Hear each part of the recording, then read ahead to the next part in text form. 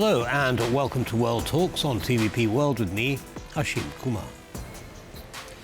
Serbia's streets are again filled with protest. Student groups known as Students in Blockade plan to march through Belgrade this weekend in solidarity with Kosovo Serbs, even as anti-corruption demonstrations stretch into their 12th month. Meanwhile, across the border, Kosovo heads into local elections, still trapped in political paralysis. With tempers rising and institutions under pressure, can democracy in the region hold its balance? Joining us is Dr. Helena Ivanov. She's Associate Research Fellow at the Henry Jackson Society. Helena, welcome to TVP World and thank you for taking the time. Thank you for the invitation. So, Students in Blockade, what's that all about? Well, the student movement basically began in the aftermath of the canopy collapse that happened on the 1st of November 2024, in which 16 people were killed when the canopy collapsed from a recently reconstructed train station. That has sparked massive protests across Serbia, where people have demanded accountability, and they basically made the accusation that the reason why the canopy collapsed was extreme corruption that was involved in the reconstruction of the train station.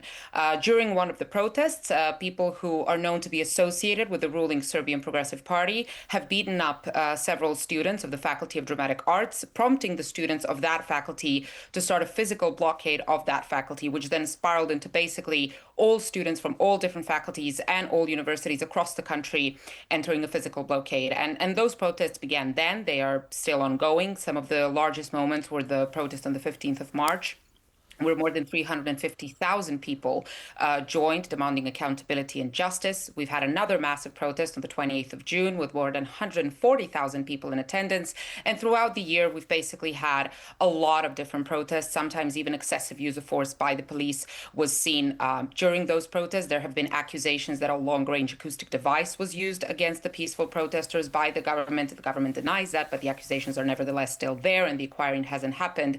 So it's been a very wild, very turbulent year in Serbia for the last 12 months.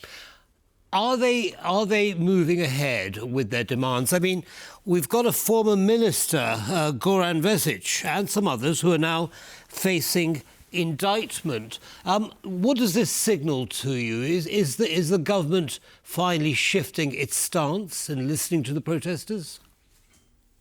No, there is no evidence, actually, that the government is really doing that. There have been a few moments when different ministers have been taken into custody. There have been conversations about indictments and inquiries, but in reality, little of that has actually materialized.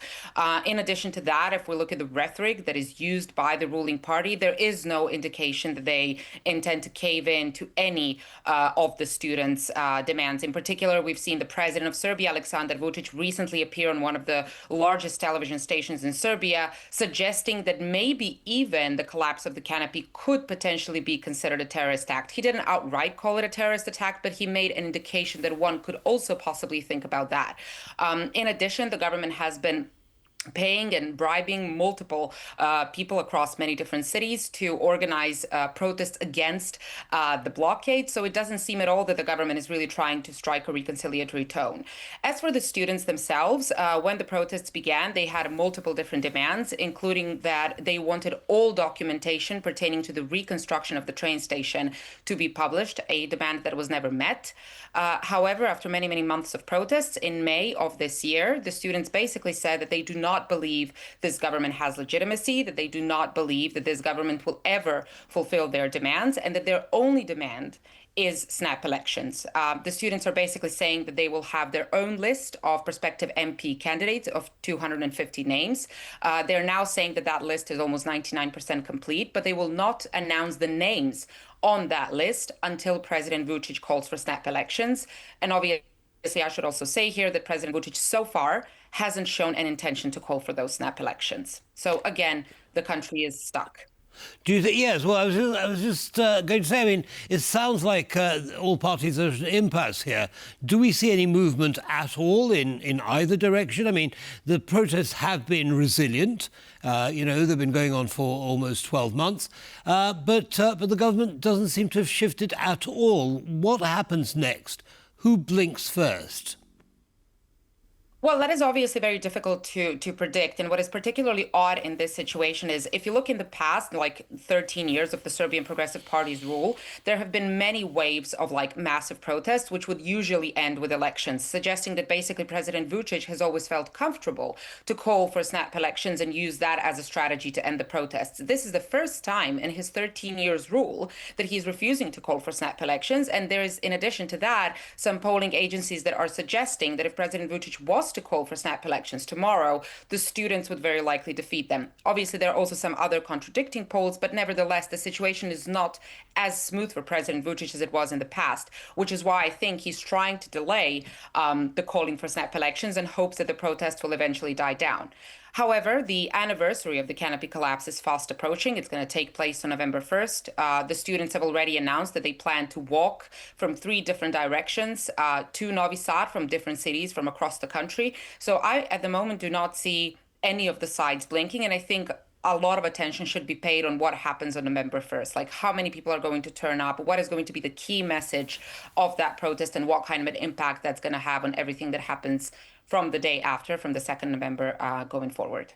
Understood. Now, in parallel to those protests, there are also protests in support of Serbs in Kosovo. What can you tell us about those protests?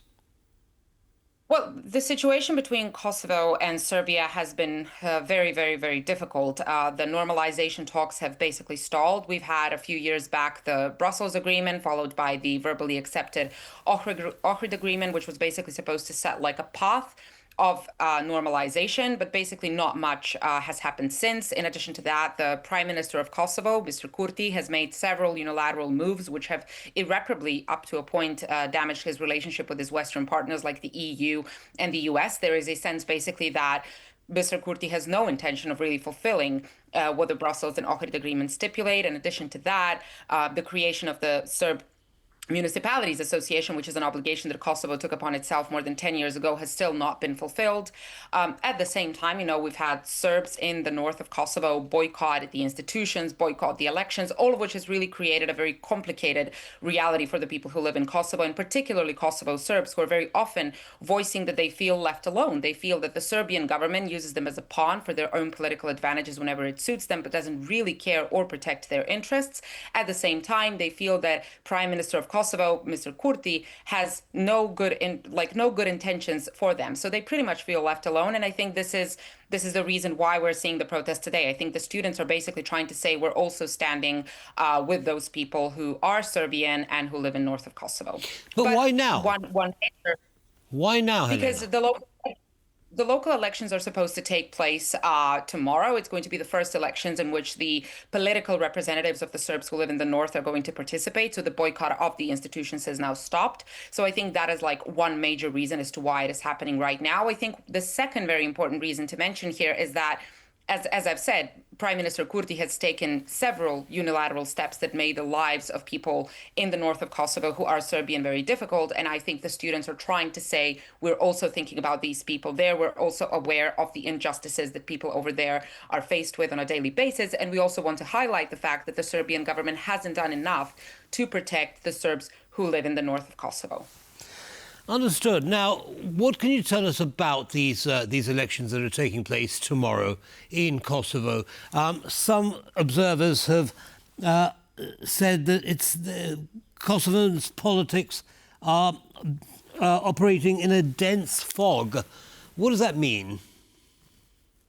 Well, I think the difficult thing, obviously, that's happening is that until the relationship between Belgrade and Pristina are normalized and until the position of the Serbs who live in the north is resolved, this is basically going to create that fog in Kosovo politics. Even if you think about the last general elections that Kosovo has had, Prime Minister Kurti did not achieve the result that he necessarily wanted. Just before those general elections, he was saying how he would rather go into the opposition than form a coalition government. Of course, when after the elections, he found himself in a position where he has to form a coalition government, he's singing a different tune. And when analyzing why Prime Minister Kurti has failed to perform as well as he had hoped, many are pointing to the fact that Belgrade and Pristina talks have failed, that they have failed in large part because of the unilateral move that he has made, that he has damaged the relationship with the US and the EU, which Kosovo citizens value quite a lot. So basically, I think all elections and all political events in Kosovo will be colored by the Belgrade-Pristina normalization talks. And I think it is really key that both sides get back to the table, that both sides take a very cooperative attitude,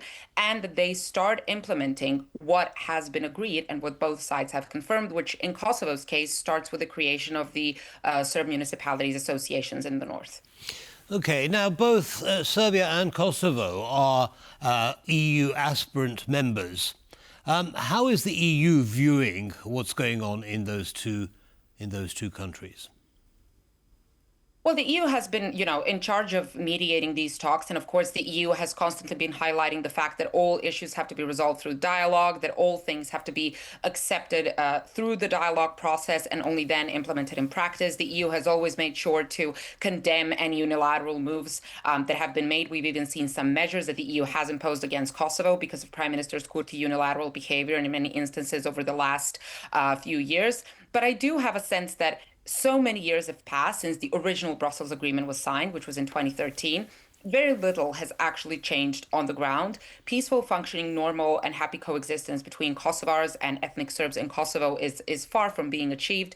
And I think at least part of the responsibility lies in the EU. The EU was potentially successful in organizing these talks and eventually sometimes getting the two sides to sit at the table and talk. But the EU has shown itself completely incompetent of forcing the two sides to actually implement what they agree when they sit at the desk. So I think the EU also needs to take its role as the mediator more seriously than it has in the past and find some enforcement mechanisms so that things can start moving forward in this region.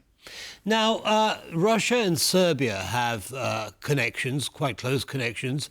How do you think Russia's viewing what's going on in the region? Bearing in mind, of course, that you've got these parties, political parties, and protests and demonstrations going on. Is that making President Putin happy? Well, Russia has been very clear from the beginning where it stands. So Russia does not recognize Kosovo as an independent state, which is one of the key foundations that keeps the relationship between Belgrade and Moscow very strong. In addition to that, Belgrade, Serbia in particular, is one of the very few European countries that has not imposed sanctions on Moscow, despite a lot of EU and Western pressure more generally on Serbia to do so. Just a few days ago, we've seen the United States impose sanctions on the oil industry in Serbia, which is Nice, because Nice is by and large owned by Russians. So basically, the way in which Putin sees this situation is when it comes to foreign policy, I think it really matters a lot to Putin that Serbia remains aligned with Moscow. And I think Putin is very often using the fact that Russia hasn't recognized Kosovo as independent as leverage to keep that relationship going forward. When it comes to Putin's relationship with the protests, so one of the key rhetoric pushed by the Serbian government and the Serbian Progressive Party in particular is that the protesters are funded by the West, that they're trying to orchestrate some kind of a color revolution. Obviously, it's important to say the government hasn't offered any evidence to substantiate these claims. Nevertheless, Putin and the official Kremlin have backed these government statements and have very often made it clear that they dislike the protesters, that they believe the protesters are funded by the West, that this is indeed a color revolution. So I would say that at this moment, we have quite a lot of alignment between the official representatives of Belgrade and Moscow.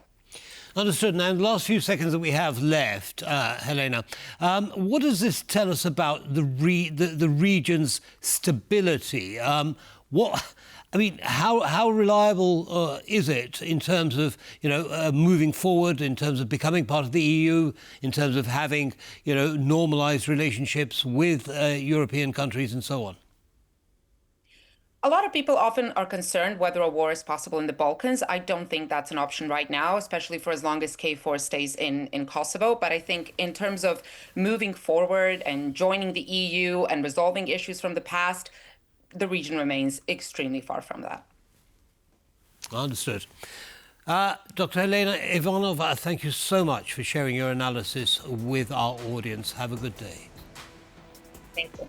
Bye-bye. And that brings us to the end of this episode of World Talks. Goodbye.